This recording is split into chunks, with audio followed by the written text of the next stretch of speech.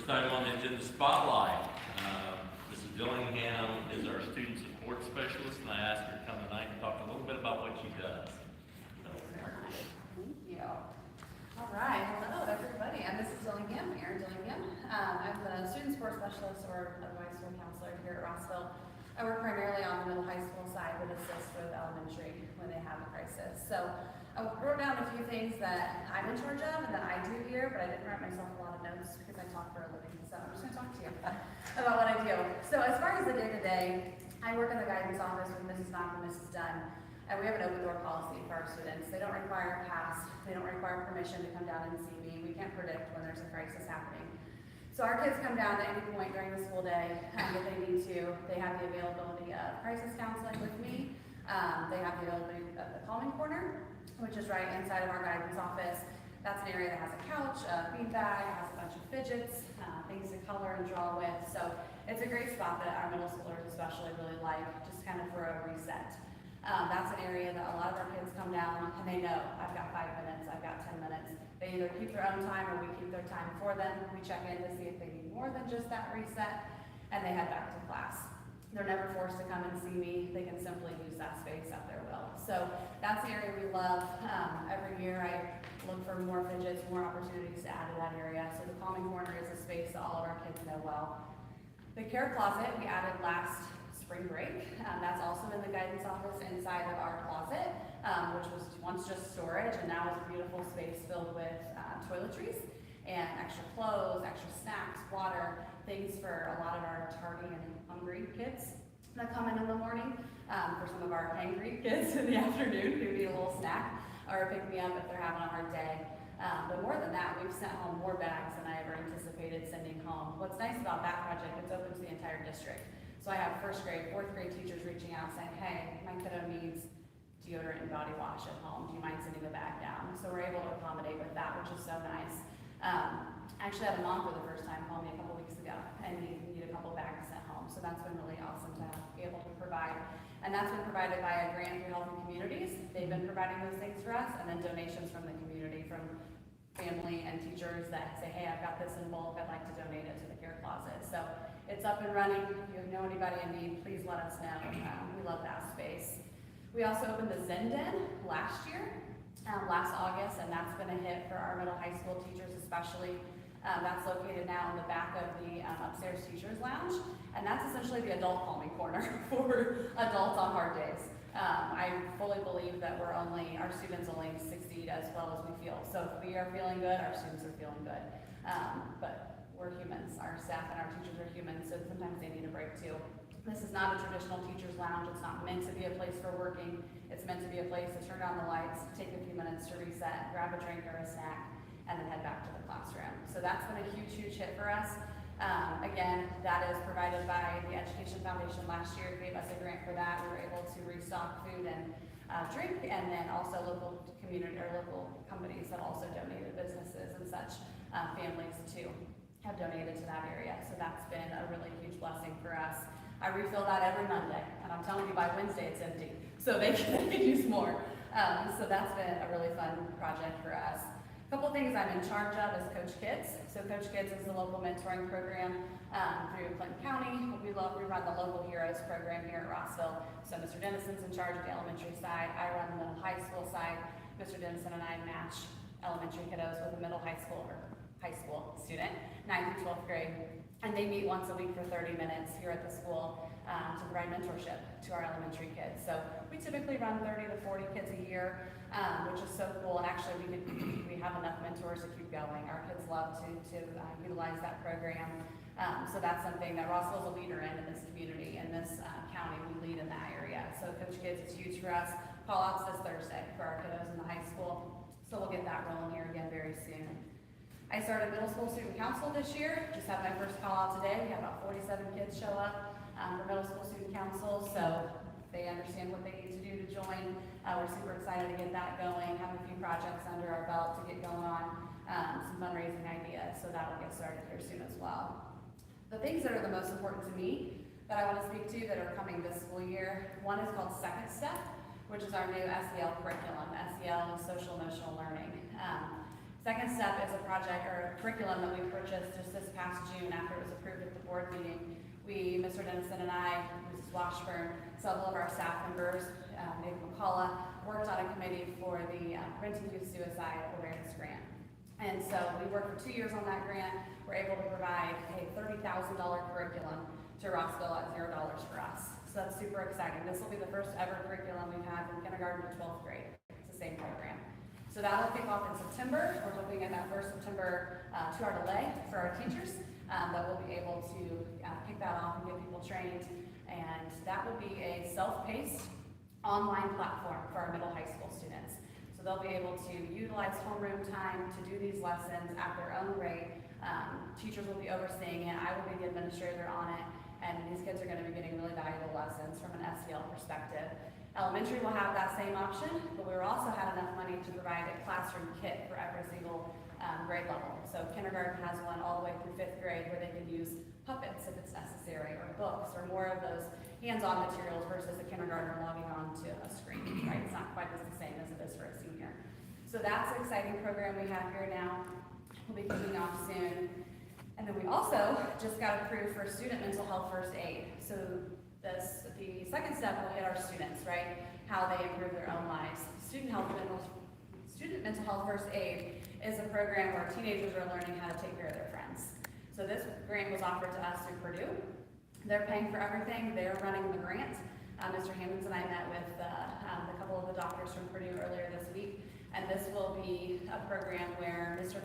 Stephen Back, and I will be super trainers, and we will be trained to train our students. So our students will be trained how to help each other, how to set up those healthy barriers so that they don't get taken down when their friends are struggling, how to very carefully navigate critical situations with their friends. So that'll be 10th through 12th grade this year. We'll be trained on that, and then every year on, it'll just be sophomores that will be trained in that program. So that'll be something really unique. We are the first in Indiana to do this. So Rossville, Benton Central, and Blackford are the 3 highlight schools that are kicking this off this year.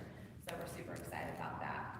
And the last thing I wanted to speak on is the suicide assessment that we use here at Rossville. We use a program called Navigate 360, which has been a huge blessing. I was actually trained in this my first week here 3 years ago, and I've used it more than I would have liked to. But this is both a threat assessment and a suicide assessment. So if we have a situation where a threat is made to a student by another student, then an administrator can move forward with the threat assessment. So Mr. Dennison, Mr. Fagans, our administrators do those. But I do the suicide assessment. So essentially I'm going in a crisis situation, and I'm asking every student who's dealing with this situation the exact same 6 questions. So there's no room for error for me. I can't ask the wrong question. I can't document the wrong thing. It's walking me through it. There's a little question and answer guide along the bottom, letting me know what to do next. And the nice part is it puts them in a category at the end. They're either low risk, moderate risk, or high risk. And I know by our board policy what I have to do at that point. If they're low risk for suicide, that's a phone call home to parents, so that they're aware, of course. If it's a moderate risk, that's a phone call home to parents plus a referral to a mental health agency of their choice that I help them navigate. And if they're a high risk for suicide, then they're sent out of our building for mental health assessment, which I think is works very well. It's tiered very nicely. Our kids understand it. I have to do them more than I would like to, but it's awfully nice to have that platform to use. So I appreciate our corporation spending the money on that to set us up for success. So those are some things I do. That's all I got. Yeah, thank you. Questions? Thank you.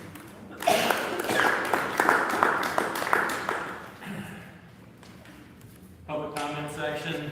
Meeting is a public meeting of the Board of Education for the purpose of conducting the school corporation's business. The meeting is not considered a public community meeting. Handout of the agenda and items to be presented to the board with available sign-in desk, patrons for review. Registration forms were provided at the sign-in table for patrons desiring the opportunity to speak at the beginning of the meeting or on any agenda item. Registration is required for you to desire to speak. If anyone hasn't turned in a registration form for the board, please do so now. Maybe do you have any? The board has established specific rules to guide the presiding officer. Those rules are outlined on the registration form and will be followed. The presiding officer will now call upon the registered for comments. Moving on, first item on the agenda is approval of minutes, consideration of claims and payroll, August 6th board meeting. The board has also received the claims docket, payroll claims, and minutes in advance of the meeting, and asked to contact me if you had any individual questions. I move we approve the minutes, claims, and payrolls as presented. Second. It's been properly moved and seconded to approve the minutes, claims, and payrolls as presented. Is there any discussion? Hearing none, all those in favor signify by saying aye. Aye. Those opposed, same sign. Motion carries. Consideration of resignations, personnel items. Bailey Spears resigned his position as a boys soccer varsity assistant coach, and Carmen Young has resigned his position as varsity cheerleader head coach. FMLA leave is the next item. Chris Landis is requesting FMLA leave from October 16th, 2024 through the end of the first semester. He plans on returning to work for the second semester for the 2024-25 school year. Next is appointments. Mr. Dennis is recommending the following individuals as new substitute teachers for the district: Teresa Cornell, Michelle Grove, Taylor Coconut, and Nicole Bollinger. The other items is consideration of recommended personnel to be approved as substitute teachers for this school year. These individuals have been substituted the previous year, and I'm not going through the whole list, but there's a listing of those individuals that have provided prior service to the district. Appointments. Mr. Fagan is recommending Paul Mullen as a homebound instructor for a 5th grade student for up to 6 hours per week, beginning August 7th through the end of the school year. And Mr. Harmon's recommending Shelley Mitchell as a 1-to-1 Tier 2 instructional assistant. Mrs. Mitchell's compensation would be as outlined in the 24-25 Handbook for Classified Personnel or Classified Staff Instructional Assistants. Consideration of a change of the extended contract. Mr. Hammonds is recommending a transitioning the extended contract for $7,000 that was previously assigned to Ms. Lindsay Roberts. Recall she was hired as a vocational agriculture teacher at the August 6th meeting to that of Hannah Doak for the 24-25 school year. She's taking on those, Hannah's taking on those responsibilities that Lindsay's going to have. Appointments. Mr. Burkle is recommending following coaches for the fall. Volleyball, 6th grade, Jessica Skelly. Carmela Houston, 5th grade coach for volleyball, and Christina Griffin is volunteer 5th grade coach. Boys soccer, Brooks Brown, varsity assistant, and Bailey Spears, a volunteer assistant. Appointments. Last school year, the district has served Rebecca Durbin as from RJD Speech Therapy for identified speech student. Mrs. Durbin's services have included this year, and she begins her duties August 7th and will continue through the end of the 24-25 school year. Her contract is up to 24 hours weekly at a rate of $60 per hour, recommending retroactive approval of that appointment. Consideration of consultant. Mr. Harmon's recommending hiring NIESC's Sharon Harmon as a consultant for the Department of Student Services for the 24-25 school year at a rate of $55,000. Indiana Administrative Code 4-125 defines the school counseling program in Indiana should include a part of the comprehensive student services as defined by the Rural Student Services Program include an educational and career services are required only at the secondary level and must be coordinated by a certified counselor. Mrs. Harmon is a certified counselor and will continue services providing those services to Mrs. Dunn and Mrs. Dillingham. And that's the personnel items I have for you. Second. Been properly moved and seconded to approve the personnel items as presented. Is there any discussion? Hearing none, all those in favor signify by saying aye. Those opposed, same sign. Motion carries. Next item is personnel, or is budget. Send out a thank you to Manny Pennington for hours and hours of trying to figure out my Excel spreadsheet, which don't always line up, but those errors that are in there are found. So there are 4 separate funds in the budget. The educational fund used for education-related expenses such as teachers, support staff, building administration, salaries, benefits, and supplies, etc. Operations Fund, expenses not related directly to student instruction and learning, includes maintenance, custodial operations, utilities, central administration, transportation costs, school plan operations, school bus replacement plan, technology services, and purchase supplies and equipment. Debt service, think of that as mortgage on your house. What's the mortgage on the building? It's paying off any debt that's incurred by the school corporation. And you have rainy day fund, which is repair or replacement due to failure of any part or any structure or equipment for an emergency situation. And I'll get into how those funds are raised. The state funding provides funds for the education fund and in part operations fund. We transfer monthly up to 15% of the amount we receive in education funds over to operations. That's what keeps the lights on. Local property tax funds the other portion of operations, which is that part of that monthly transfer, plus levy funds, and debt service is expense driven. So depending on what our debt is each year, will depend on how much taxes are assessed for the debt services. And then transfer of unused and unencumbered funds is a rainy day fund. So those dollars are already generated, they weren't used that year, and they get moved over to rainy day. So how the funds are come about, education fund and a portion of operations. The revenue generated for the education fund and a portion of the operation fund, which is the transfer again, comes from state tuition support. State tuition support, you have an October ADM pupil count. Right now our count looks like it's 918. It may change by the October count date, let's hope it does. And then you'll have a February count. Generally your February count is lower than your October count. They take those two counts and blend those counts to come up with your dollars.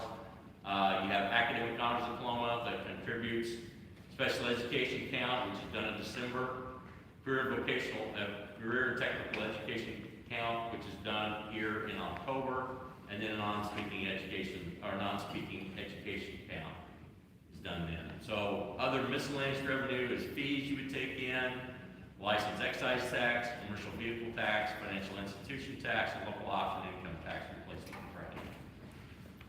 To generate the budget, it's a process.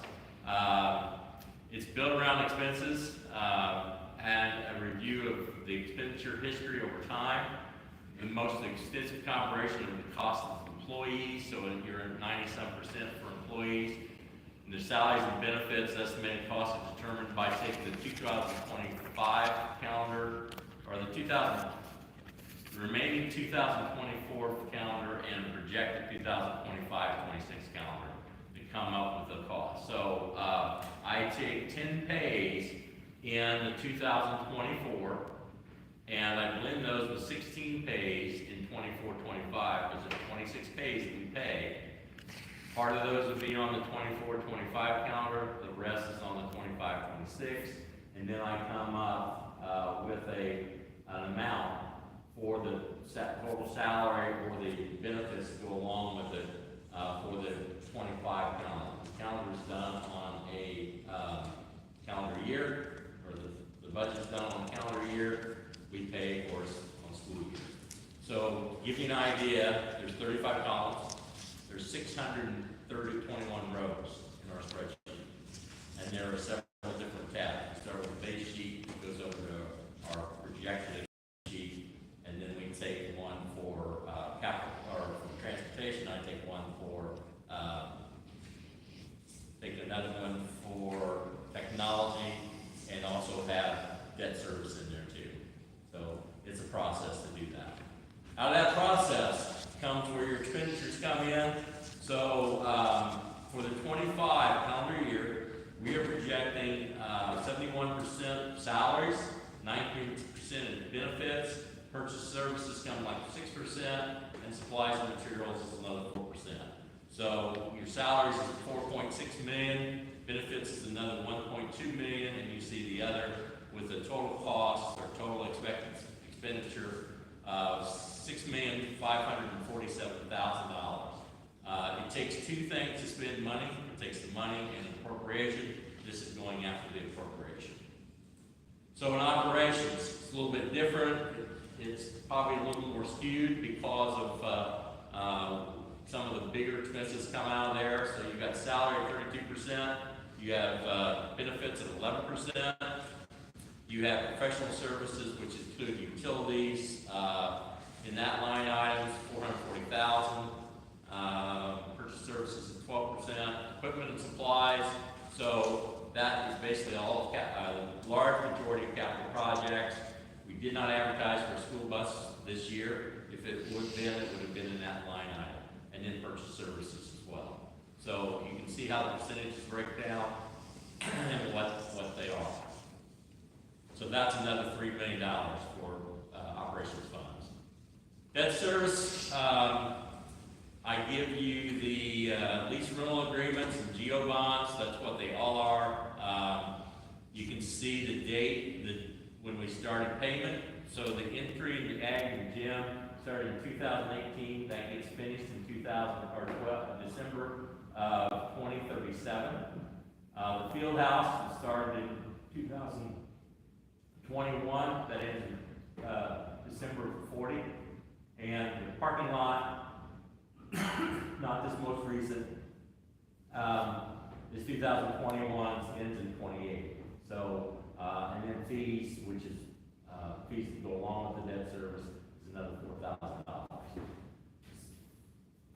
Rainy day fund, we set aside dollars out of that in case something happens. And we've done this for several years, same amount, $185,000. If it doesn't, there's not needed, it just sits there. That amount only grows if we transfer money over. So with that, asking permission to advertise the school budget. So it's permission to advertise a 25 school budget, school bus replacement plan, 25 to 27 capital projects plan. Advertise, forward to the Department of Local Government Finance and post it on the website, post it on the school website, and there's no longer in the newspaper. Budget hearing is scheduled for September 3rd, 7th. And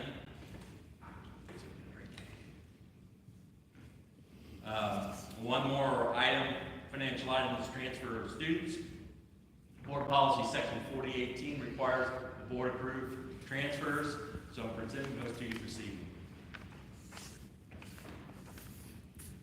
I move we approve the financial items as presented. Second. Been properly moved and seconded to approve the financial items as presented. Is there any discussion? Hearing none, all those in favor signify by saying aye. Opposed, same sign. Motion carries. I believe we have 3 policies out tonight. One for first read. It's the attendance policy. We made some changes administratively and focused on not what the law changed, but our local policy. So that's in there as a revision. And then, sorry, the other 2. Do you want me to take it? Do you want me to talk? Or? Go ahead. It's easy. The last 2 readings. Section 4200, student wellness, physical activity and nutrition, been revised. Section 6131, collection and forgiveness of debt. Those 2 are second read. I move we approve the policy items as presented. Been properly moved and seconded to approve the policy items as presented. Is there any discussion? Hearing none, all those in favor signify by saying aye. Those opposed, same sign. Motion carries. Miscellaneous items, Mr. Hammonds is recommending early graduation for a junior student who's met all local and state requirements as outlined in Indiana Code 20-32-4. Student will earn a 440 diploma and will graduate with the class of 2025. And then, declaration of fundraiser request. Mr. Berkeley is recommending Russell Schools be a host site for fall games sponsored by the Lafayette Tournament. The games will be held on Sundays beginning September 8th, run through October the 20th, and games will start no earlier than 9 a.m. And this fundraising opportunity for a baseball program to assist with setup, as they assist with setup, cleanup, and tear down of the facility. I move to approve the miscellaneous items as presented.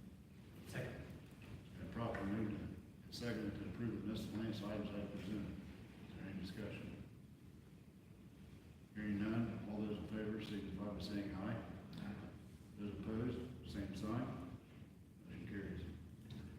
Next is field trips. FFA on the 13th, headed to the State Fair in Indianapolis for fourth grade. On September the 11th is the County Schools Conservation at Camp Collin. The seniors on the 18th to College Fair in Frankfurt. The kindergarten's going to Hillside Acres on the 18th of September over here in Rossville. And the fourth grade is headed to Crawford Prairie on the 27th of September. Also, one of the Little Hoosiers, fourth grade, is headed to the Feast of Hunter's Moon on October the 4th, Fort Weotna. AP Lit's headed to see Hamlet at Purdue in February, and the fourth grade is in the Indiana State Museum in May of next year. Some conference requests. Kelsey Hall, as part of her training and requirement for licensure, is headed to the asset training. It's a virtual program on those dates. Lindsay Roberts is the CTE Teacher Professional Development Day in Frankfurt on the 29th of September. And Kim Zink headed to Wabash Valley for a literacy conference on the 19th and 20th of September. That's all I have. Next board meeting will be Tuesday, September the 3rd, 7 p.m. Make a motion to end the meeting. Probably moves and second to the meeting. Thank you for everybody coming.